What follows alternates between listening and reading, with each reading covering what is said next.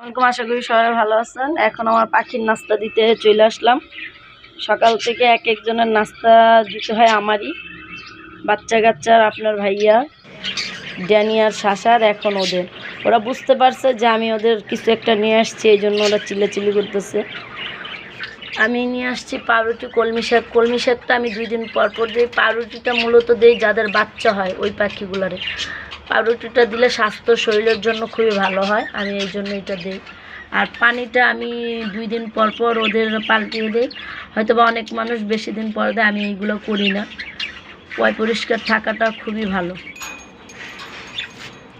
দুইটা এখানে দুষ্টামি করতেছে, আর একটা পাউরুটির পাটির মধ্যে বসে আছে, আরগুলা ওর মা বাবার সাথে আছে রুমে।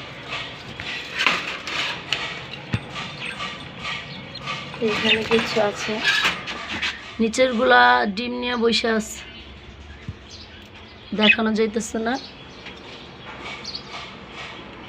আর আমার ড্যানিয়ার, ও অনেক দুষ্ট, ওদের দেখে তো না, ওর মনের আশা আর কি পূরণ হয় না। ওদের